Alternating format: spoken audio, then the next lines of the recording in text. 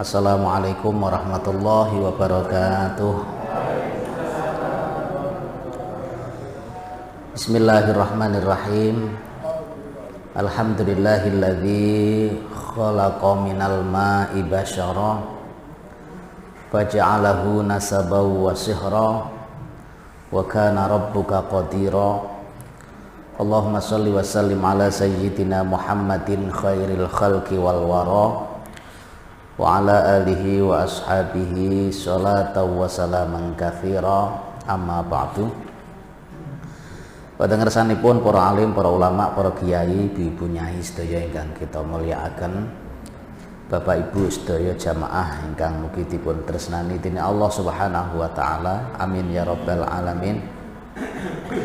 Alhamdulillah dalu menika saged kepanggih melih ngaos sareng-sareng mugi kempal kita wonten majelis ingkang berkah menika dipun ridhoni dening Allah Subhanahu wa taala, dadosaken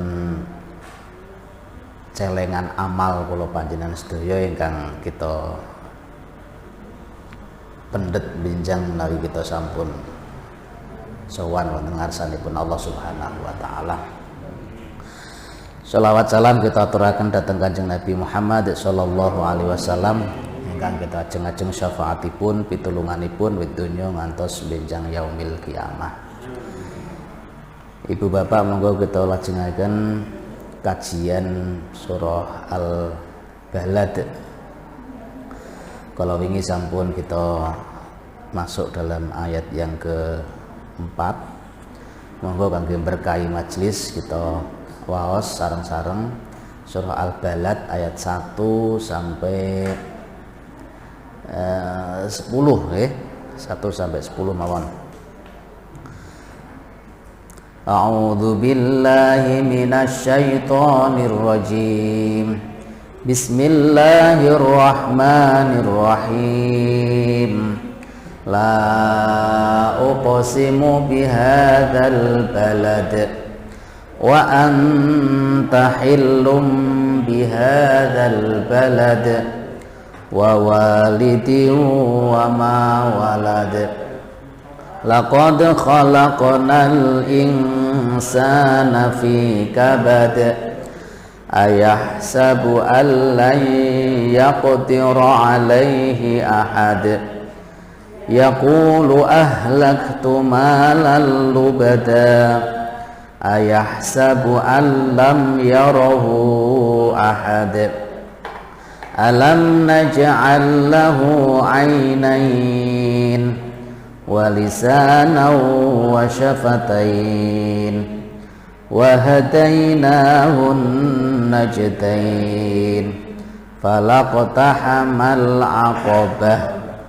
Shadaqallahul azim. Kula review ayat 4 kemarin. Laqad khalaqnal insana fi kabad. Sungguh manusia itu diciptakan oleh Allah dalam keadaan kabad. Kabad niku susah. Kabad niku payah. Dadi sedaya menungso niku memang lahir ning donya niku sak paket dengan masalah. Wonten masalah.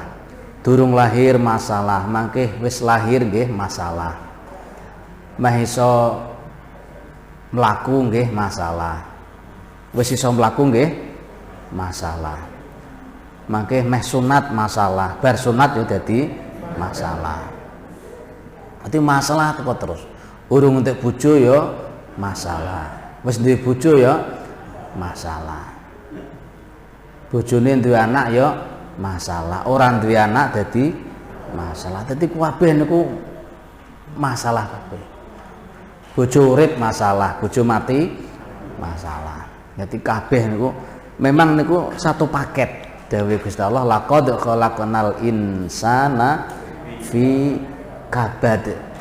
Didadekake menungso niku dititah ning donya niku satu paket dengan masalah. Ora ana wong niku sak ning donya sing susah terus awet lahir sampai mati niku susah nangis terus niku mboten enten. Ya ora ana wong sing lahir awit lahir ngantos mati niku guyu terus bahagia terus mboten enten. Nggih napa nggih? Berarti dunia itu memang ngono. Roda kehidupan dunia berputar apa kayak?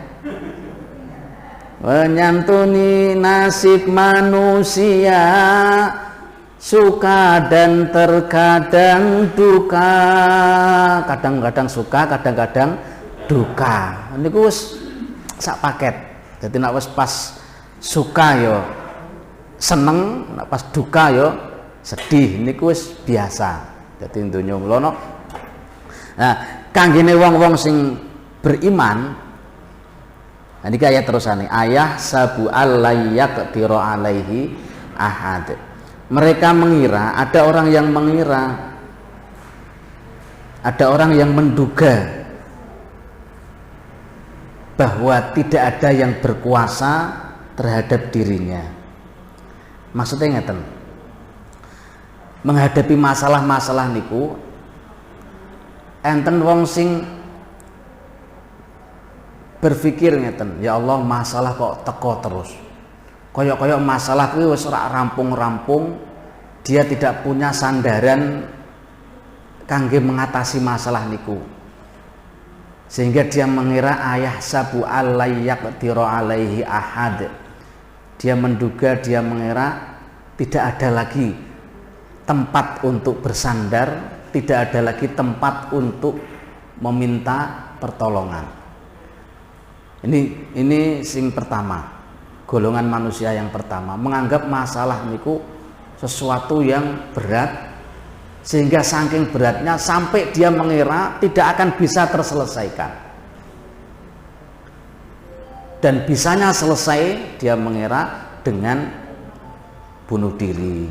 Kata toh ana wong do masalah terus diakhiri dengan bunuh diri.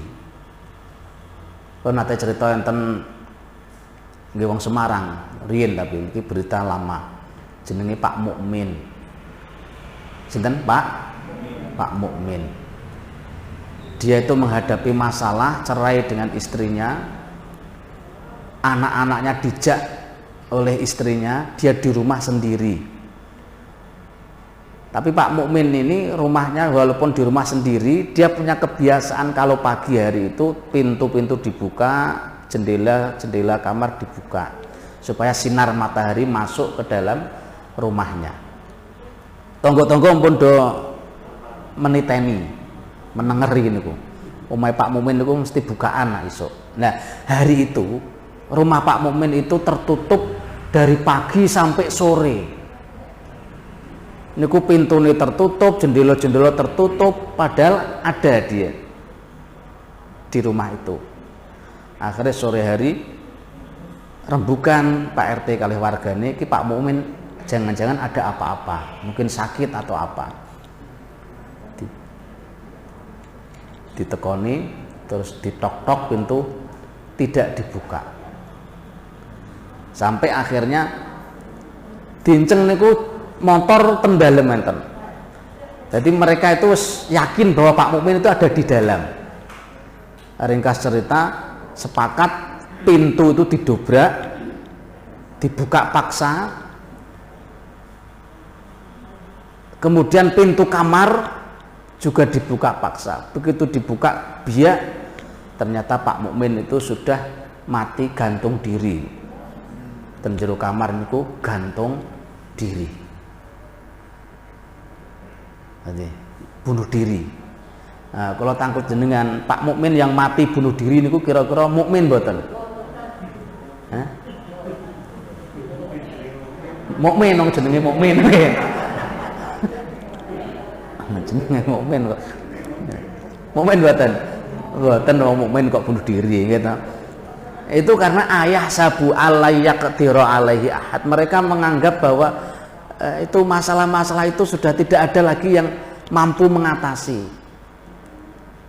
Nah, untuk orang-orang yang beriman kayak kula jenengan sregep ngaji ngoten niku sudah tahu ayat ini bahwa masalah itu memang satu paket dengan kehidupan kita. Kula jenengan dadi santai. Oh, wong ning donya kuwi mesti kudu ana masalah, ana cobaan, ana ujian.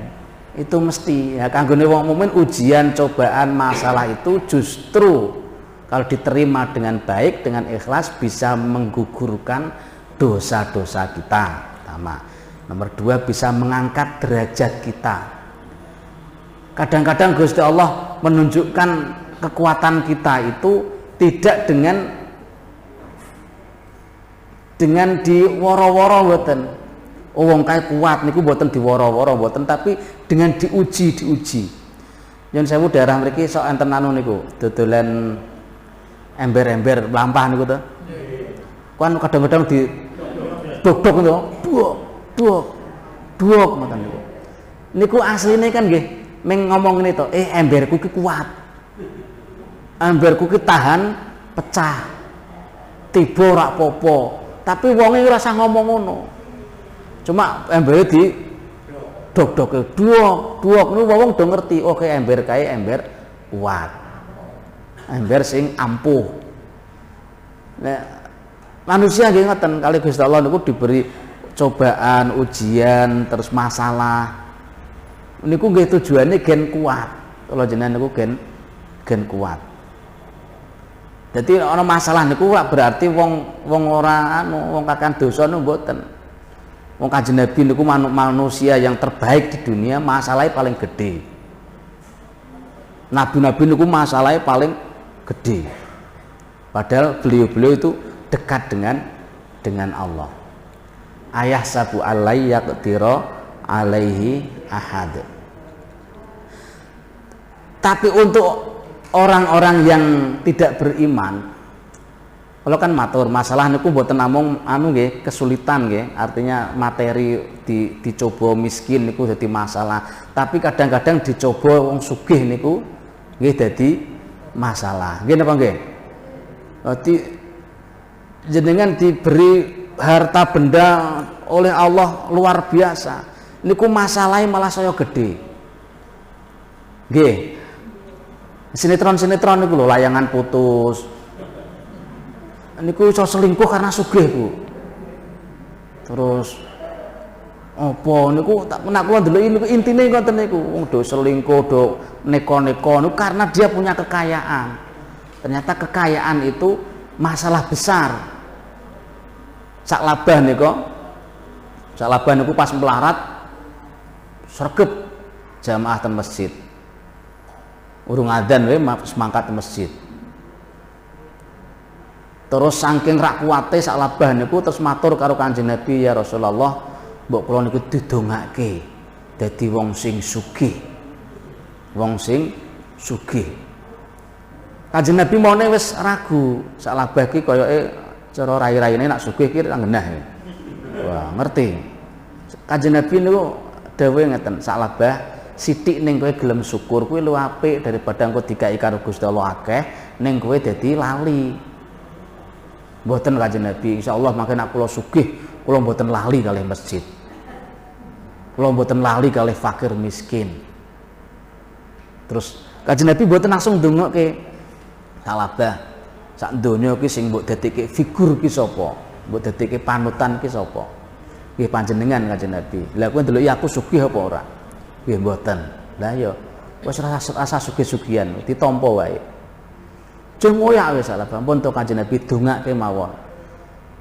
Mangke kula janji la in atana min fadlihi lanasaddaqanna wa lanakunanna minas solihin. Dan surah At-Taubah niku janjine sak labah niku, ya Rasulullah, mangke nak Gusti Allah maringi rezeki kula sing kathah, kula meh sedekah. Lanas sedekahna walanakunanna minas solihin. Kula meh dadi wong sing saleh. Kula saya sregep mangkat ning masjid. Pakaiane kula mboten gantian kali bojo kula. Itu sak labah saking melarate niku mangkat ning masjid niku mboten wiridan. Kanjeng Nabi wiridan Allahumma antas salam, salabah Allahumma lantas jalan mulai. Saking melarate jebul gantian pakaian kalih garwane ning omah. Dadi melarate wong zaman mau niku sampai ngoten niku. Sak melarat-melarate wong saiki niku baju niku mesti sak lemari nggih.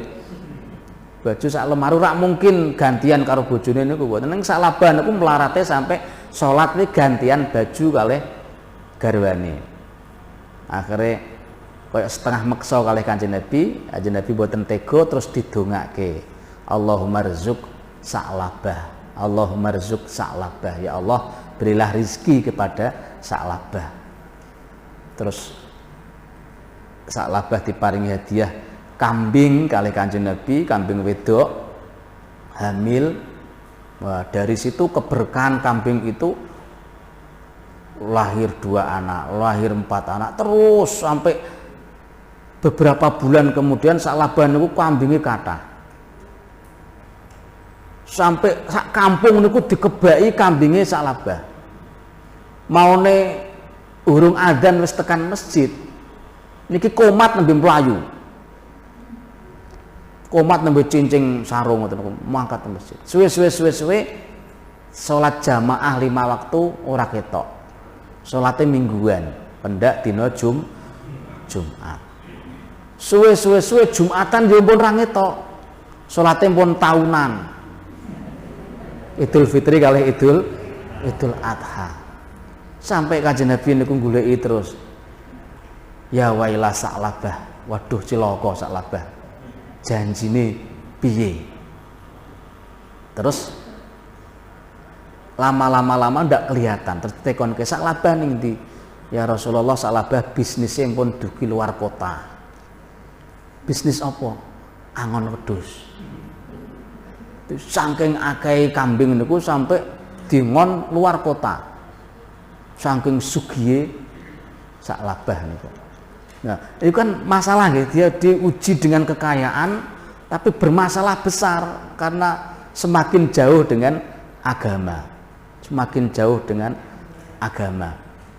Itu dia tidak kuat menghadapi masalah berupa kekayaan.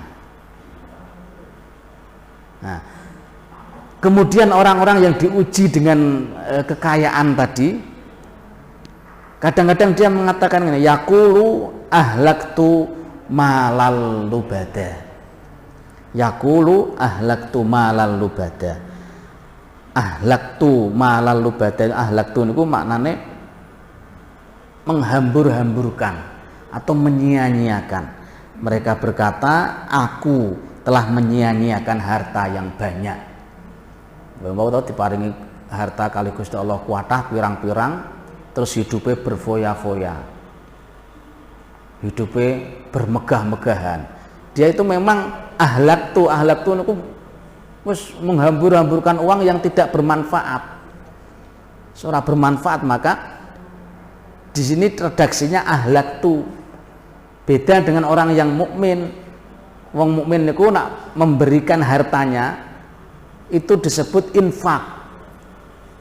Tapi orang-orang yang di sini di surat Al-Balad ini sama memberikan harta, mengeluarkan hartanya tapi disebut ahlak tuh. Dia menghambur-hamburkan, menyia-nyiakan harta bendanya. Dia pola hidupnya itu memang mewah. Tumbas motor yo sing ratusan juta. Ono mobil niku sing regane 4 miliar. 4 miliar dibeli bulan ini. Bulan depan kok ono pengeluaran baru niki didol, diganti sing anyar. Dia tuh memang napa nggih? Prestis. Dia merasa nek iso tuku sing barang sing mewah, barang sing wah, niku wis merasa bangga. Niku sing disindir dalam Al-Qur'an, ahlak tu malal lubada. Niku enten Dubai niku. Enten hotel. Jenenge sapa, Pak? Burj napa niku? Burj Al Arabi napa apa niku. Niku Bu tak paringi pirsa. Niku kamare niku sewengi. Niku mbayari 400 juta. Sewengi lho niku. Jadi masuk di hotel Dubai niku 1 malam 400 juta. Kira-kira nak kula jenengan ngoten niku iman mboten? Wah, iman 400 juta iso gawe warna-warna nggih. Iso gawe ningkat masjid, iso gawe tumbas tanah gawe warna-warna. Nah niku kok hanya 1 malam. Padahal ming nunut nginep paling menikmati nggih pirang jam. Nek wis turu kan nggih ora krasa to nggih. Wong nek wis merem niku kasur empuk karo keramik ngeten niku wis ora ana bedane. Nggih napa nggih? Wis merem niku wis enake nggih. Jadi itu namanya ahlak tuh, menghambur-hamburkan harta bendanya. Tapi ini untuk orang-orang yang tidak mukmin. Nak kanggone wong mukmin no, kanggone wong sing soleh, wong sing apik kaya insyaallah kaya kula jenengan ngoten niku, Allahumma amin. Apapun yang dia lakukan itu pasti diridhoi oleh Allah. Allahumma amin. Nabi Dawud niku bapaknya Nabi Sulaiman niku sugih. Jadi Nabi Sulaiman kan terkenal nabi sing sugih. Ternyata keturunannya nggih sugih. Nabi Dawud ini nabi sing sugih. Nabi Dawud niku seneng ngumpul-ngumpulke emas-emasan, perhiasan niku seneng. Terus kalau Gusti Allah niku dilulu, ngertos dilulu nggih? Dijor. Allah niku gawe kinjeng. Kinjeng ngertos? Kinjeng mabur niku, kinjeng niku emas. Dadi kinjeng emas niku akeh ning sekeliling rumahe Nabi Daud niku. Wah Nabi Daud kan gumun, wah niki ana kinjeng emas. Terus dipunduti kabeh kinjeng-kinjengmu dijibuki kabeh dikumpulke. Wah didol mahal. Terus Gusti Allah niku melehke ngene. Daud iki nabi kok ngumpul-ngumpul ke emas-emasan, harta-harta begitu banyaknya. Aku gawe kinjeng saka emas jembok kumpul-kumpul ke meneh. Apa alasanmu? Terus Nabi Daud niku jawabnya niku di luar dugaan. Jawabnya ngeten, ya Allah, siapa sih yang bisa kenyang dari rahmat-Mu? Nah, untuk Nabi niku kekayaan diambil niku rahmat Allah. Nah niki kenal kangge dasar kula panjenengan sedaya wong sampean meh sugih nggih mboten napa-napa tapi mencari rahmate Gusti Allah. Nek tekone lho kok sugih napa? Wis sugih kok jeng golek bondo terus sapa sing iso wareg saka rahmate Gusti Allah. Maka jangan sampai kita seperti yang digambarkan Al-Quran, yaqulu ahlaktu malal lubada ayah sabu alam yarahu ahad, ayah sabu alam yarahu ahad. Apakah dia menduga bahwa tidak ada satupun orang yang melihatnya? Jadi wong sing menghambur-hamburkan uang, wong sing bermewah-mewahan, itu dia juga mengira bahwa tidak ada yang melihat. Artinya segala yang dia lakukan itu tidak akan dihisab. Padahal semua yang kita lakukan itu pasti akan dimintai pertanggungjawaban kelak di hari kiamat. Terus alam naj'al lahu ainain wa lisanan wa syafatain wa hadainahun najdain. Alam naj'al lahu ainain, bukankah kami telah menjadikan untukmu 2 mata. Ini wis jelas, kula jenengan niku diparingi Gusti Allah niku 2 mata. Dan mata kita itu otomatis autofokus. Jenengan ngerti kamera niku, kamera zaman dhisik niku nak moto niku kudu diputer-puter nih supaya fokus niku kudu diputer. Oh ki blereng diputer. Blereng diputer, nembe fokus. Nah, mata pemberian Allah ini rasa kudu ngoten to. Ndak yo terus diputer-puter sik ngeten gen fokus kan mboten, langsung melihat langsung jelas, fokus. Niku buatan Gusti Allah. Ndak tahu berapa megapiksel mata kita. Ini kan mensyukuri alam naj'allahu ainain, 2 mata. Manggone nggih apik ten ngarep ngeten iki nggih, dua-duanya di sini simetris gitu, dideloki enak. Umpamane sing cimotone niki kene, sing cimotone niki kene. Niku mah repot sing gawe kacamata bingung. Piye carane? Itu didesain oleh Gusti Allah niku sudah sangat indah. Niku mata kita. Alam naj'allahu ainain wa lisanan wa syafatain. Allah menjadikan kita lisan dan dengan dua bibir. Diberi kita mulut, lisan, terus dihiasi dengan dua bibir. Niku Gusti Allah sing desain. Mau ngoten niku kan mensyukuri. Banyak-banyaklah ibu bapak baca surah Ar-Rahman, Al-Waqiah. Tapi kon niku ayat-ayatin niku yo model-model kaya ngeten iki. Afara'aitum ma tahrusun a antum tazra'unahu am nahnu zari'un law nasya'u laja'alnahu hutaman fadhaltum tafakkahun. Kon mikir, afara'aitum ma tahrusun, apakah kau tidak melihat bagaimana Allah menumbuhkan tanaman-tanaman itu. Dadi wong kan isone ming napa nggih? Jagung misale. Jagung kan cuma diselehke ngoten tok. Isone kan diselehke ngoten niku tok. Terus diuruki lemah.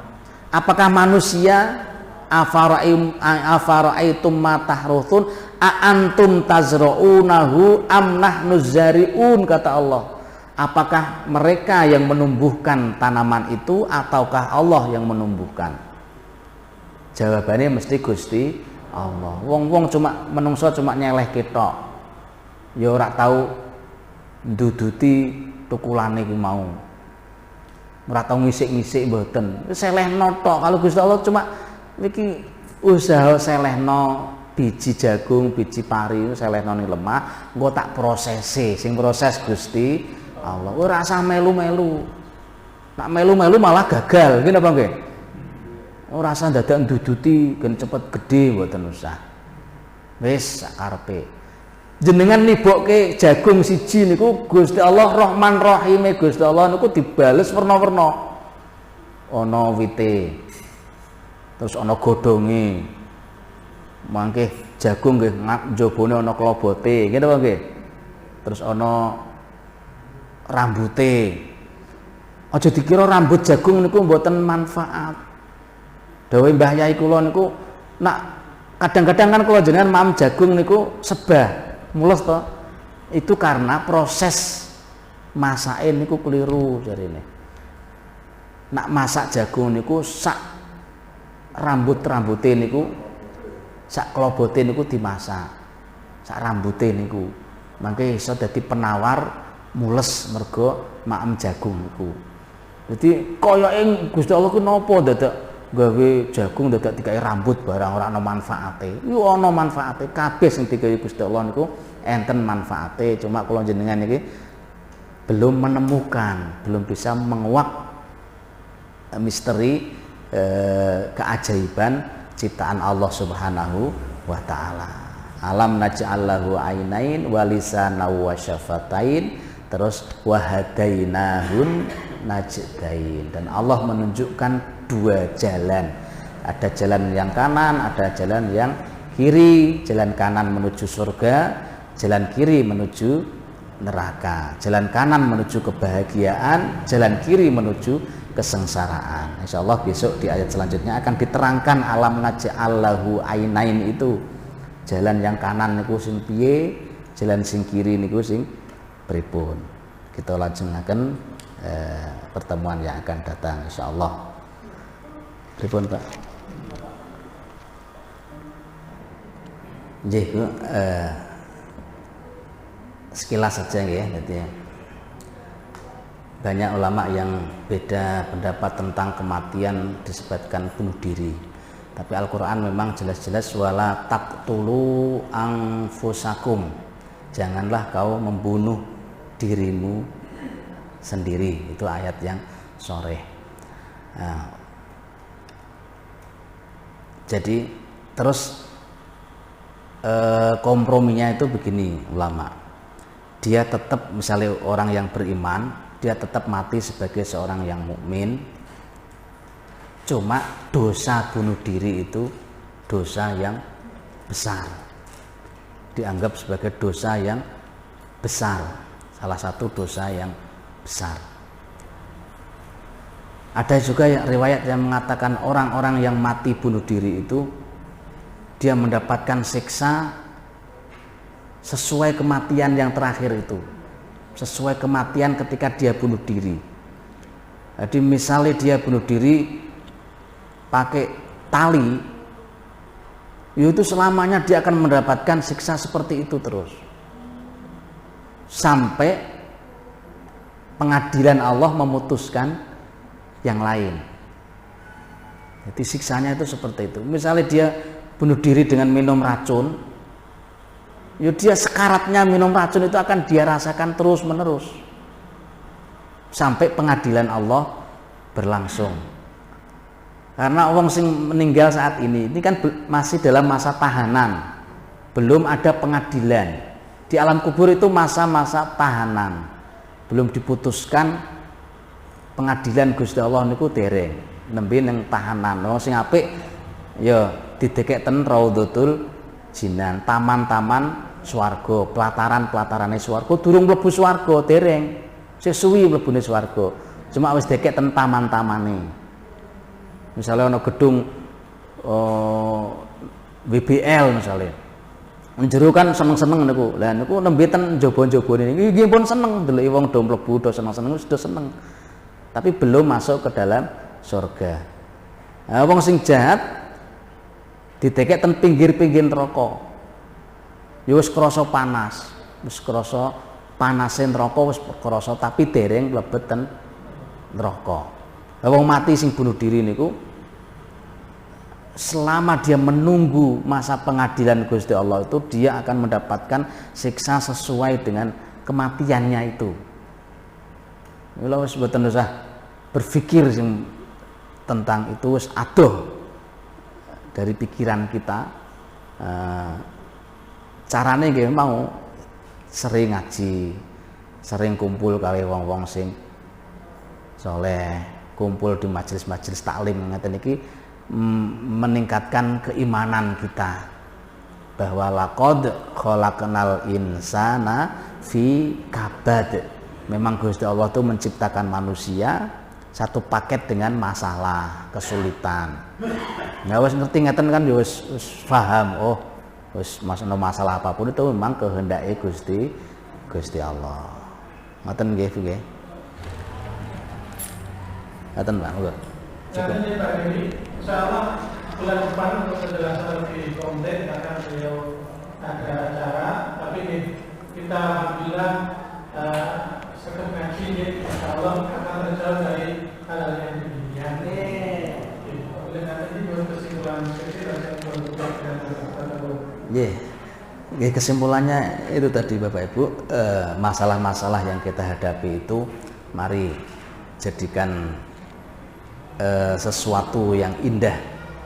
Ayah sabu alaiyak tiro alaihi ahad. Kita harusnya merasa bahwa hidup kita itu dikendalikan oleh Allah Subhanahu wa Ta'ala, dikendalikan, diatur. Kalau kita merasa hidup kita itu dikendalikan oleh Allah Subhanahu wa Ta'ala, maka kita tidak akan, kalau kita sukses kita tidak sombong, kalau kita sedang bermasalah berat kita tidak akan putus asa. Ini konsep dalam ayat-ayat ini. Mudah-mudahan bermanfaat. Mari kita tutup dengan doa bersama-sama. Al-Fatihah. A'udzubillahi minasyaitonirrajim. Bismillahirrahmanirrahim. Alhamdulillahirabbil alamin arrahmanir rahim maliki yaumiddin. Iyyaka na'budu wa iyyaka nasta'in ihdinas siratal mustaqim. Siratal ladzina an'amta 'alaihim ghairil maghdubi 'alaihim waladdallin. Amin. Allahumma rabbana taqabbal minna innaka antas samiul alim wa tub 'alaina ya maulana innaka antat tawwabur rahim. Allahumma zayyina bi zinatil Qur'an wa akrimna bi karamatil Qur'an wa syarrifna bi syarafatil Qur'an wa albisna bi khilatil Qur'an wa adkhilnal jannata ma'al Qur'an وعافنا من كل بلاء الدنيا وعذاب الآخرة بحرمة القرآن اللهم اجعل القرآن لنا في الدنيا قرينا وفي القبر مونسا وفي القيامة شفيعا وعلى الصراط نورا وفي الجنة رفيقا ومن النار سترا وحجابا وإلى الخيرات كلها دليلا وإماما بفضلك وكرمك يا أرحم الراحمين اللهم اجعل أهلنا وأولادنا وتلاميذنا وجمعياتنا خصوصا جماعة السلام من أهل العلم ومن أهل الصلاة ومن أهل قراءة القرآن ومن أهل خير ولا تجعلنا وإياهم من أهل الشر والضير ربنا آتنا في الدنيا حسنة وفي الآخرة حسنة وقنا عذاب النار صلى الله على سيدنا محمد والحمد لله رب العالمين اللهم ارحمنا بالقرآن واجعله لنا إماما ونورا وهدى ورحمة اللهم ذكرنا منه ما نسينا وعلمنا منه ما جهلنا وارزقنا تلاوته آناء الليل وأطراف النهار واجعله لنا حجة يا رب العالمين. Nyuwun ngapunten ingkang kathah. Assalamualaikum warahmatullahi wabarakatuh.